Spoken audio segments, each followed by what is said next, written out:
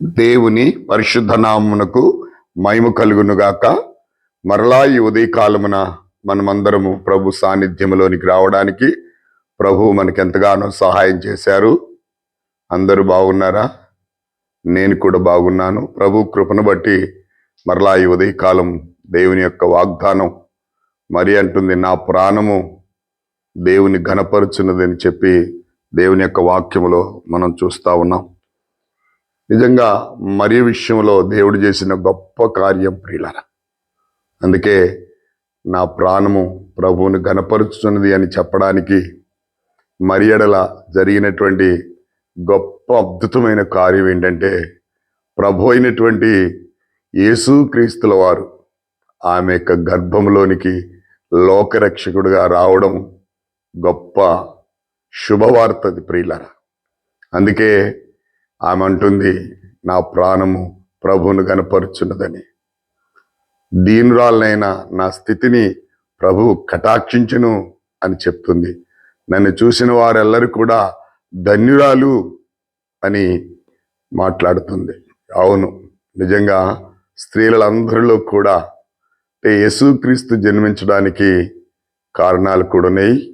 ఆమె గోత్రము యూదా గోత్రము, ఆమె వంశము దావీదు వంశము, ఆమె కన్యక. కన్యక అంటే లోకము దృష్టిలో మరి పెండ్లిగానేటువంటి కన్యక అంటారు. ప్రభు దృష్టిలో పురుషుని ఎరగనిది కన్యక. దేవుని నామానికి మహిమ కలుగును గాక. నిజంగా దయాప్రాప్తురాల నీకు శుభము కలుగును గాక అంటాడు. ఏంటి ఆ శుభవచనము అంటే, సర్వోన్నతుని శక్తి నిన్ను కంపుకుంటుంది, నువ్వు పరిశుద్ధాత్మ వలన గర్భం ధరించుతావు అని చెప్పినప్పుడు, ఇది నాకేళ సాధ్యం అంటది. వెంటనే ఆయనను ప్రభు చిత్తమే జరగనిమ్మని చెప్పి మరియ మాట్లాడుతుంది. అవును, నిజంగా మరియను దేవుడు ఎన్నుకున్న విధానము, ఆమె యొక్క గర్భంలో నుంచి యేసుక్రీస్తు రావడం చాలా ఆశ్చర్యకరమైనటువంటి సంగతి ప్రియులారా. ఎందుకంటే లోకరక్షకుడు మరి మానవ గర్భమును దాల్చి పరిశుద్ధాత్మ ద్వారా మరి ఈ లోకములోనికి వచ్చినట్లుగా మనం చూస్తున్నాం. నిజంగా ప్రభు ఈ లోకాలని ఏరే రారాజు మరే గర్భంలో నుంచి రావడం అనేది చాలా ఆశ్చర్యం. ఎందుకంటే దేవుని కృపకు పాత్రలైంది, దేవుని కటాక్షము మరియ మీద ఉంది. అందుకే నా దీన స్థితిని దేవుడు చూచి మరి నన్ను కటాక్షించును అంటది. నిన్ను చూచి వారెల్లా ధన్యురాలు, నీవు దేవుని చేత ఆశీర్వదింపబడిన దానవు అని చెప్పి ఆమెను గురించి చెప్పబడింది. కాబట్టి ఈ ఉదయకాలము అలాంటి ధన్యకరమైనటువంటి జీవితం మన హృదయములలో కూడా క్రీస్తు ఉదయించినట్లుగా, మన హృదయము మన ప్రవర్తన అంతటి యందు ఆయన అధికారానికి మనం ఒప్పుకున్నప్పుడు మన దేహములో ఆరోగ్యం, మన ఎముకలో సత్వ. నిజంగా ఆ మహోన్నతిని కనడానికి ఎన్నో నిందలు, ఎన్నో బాధలు, ఎన్నో ఇక్కట్లు, నానా విధములైనటువంటి దూషణ మాటల చేత ఏళన చేసిన ఏమీ పట్టించుకోలేదు. మరి గల కారణం ఏంటంటే, ఆ ప్రభువు మరి నిజంగా నా యొక్క గర్భం నించుకోవడం నేనెంతో ధన్యురాలనంత అన్నంతగా మరి ఆమె ఎంతో సంతోషముతో, అంతేకాదు ఆ యొక్క ప్రసవ దినాలు గర్భిణితో ఉన్నప్పుడే మరి ప్రజాసంఖ్య రాయడానికి ఆమె కైసరికి వెళ్లాల్సి వచ్చింది. మరి అక్కడికి వెళ్ళారు, లెక్కలైపోయి తిరిగి వస్తుంటున్నప్పుడు మరి మరియకు నొప్పులు వచ్చినప్పుడు, నిజంగా ఎవరింటికి వెళ్ళినా కానీ స్థలము లేదు. అక్కడ పశువుల పాక అని రాయబడింది. మరి సత్రములో స్థలము లేనందున పశువుల పాకలో పరుండ పెట్టబడిను అని రాయబడింది. పశువుల పాకలో పుట్టిను అని రాయలేదు.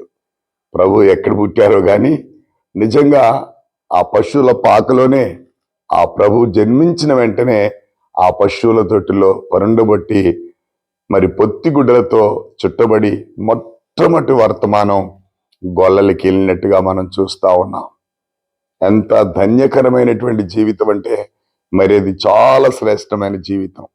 నిజంగా మరియా ప్రభుని కన్నవంత వరకు, ప్రభుని కనేంత వరకు ఏసేపు ఆమెను కూడడం కానీ, ఏసేపు ఆమెతో సంసార జీవితంలో చేయలేదు.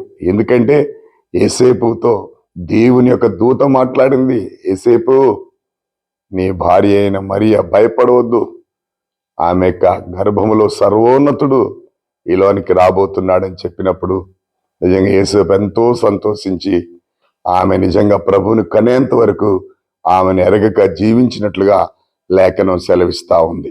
నిజంగా ఈ ఉదయకాలమున ఒక మానవ గర్భాన్ని ఎంచుకోవడం అనేది ఎంతో మరి నిజంగా ఆనందకరమైన విషయం ప్రియులారా. ప్రభు ఏ విధంగా రావచ్చు, ఆయన ఎలాగైనా సింహములో నుండి కానీ సృష్టిలోని ఏదైనా రావచ్చు, కానీ మానవులను రక్షించడానికి మానవునిగే రావాలని ఆయన ఆలోచన చేశాడు ప్రియులారా.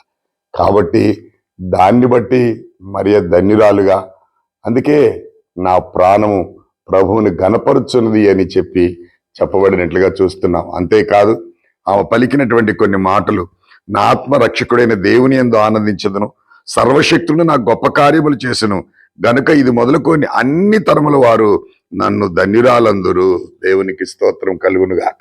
ఈ ఉదయకాలమున నిజంగా క్రీస్తు మన హృదయంలో కూడా జన్మించడం మన ధన్యత, ఆయన రక్షణ భాగ్యం మనకి ఇవ్వడం మన ధన్యత ప్రియులారా. కాబట్టి ఈ ఉదయకాలము మరియా వాగ్దానమైన తన మాట, నా ప్రాణము ప్రభువుని ఘనపరుచున్నది అని చెప్పి, అవును మనందరం కూడా నిత్యము ప్రభువుని ఘనపరిచే వారంగా, ప్రభువుకు లోబడే వారంగా, ప్రభు చిత్తాన్ని ఈ లోకములో జరిగించడానికి మనలను మనము ప్రభువుకు అప్పగించుకోవాలి. ఎందుకంటే ఆయన సృష్టికర్త, ఆయన ఆది అంతమైన దేవుడు, అల్ప ఒమేగినిటి దేవుడు, నేనున్నవాడును అనువాడును అంటాడు. ఆ సర్వశక్తివంతుడు మరి నిజంగా మరియ గర్భంలో జన్మించడం చాలా ఆశ్చర్యం.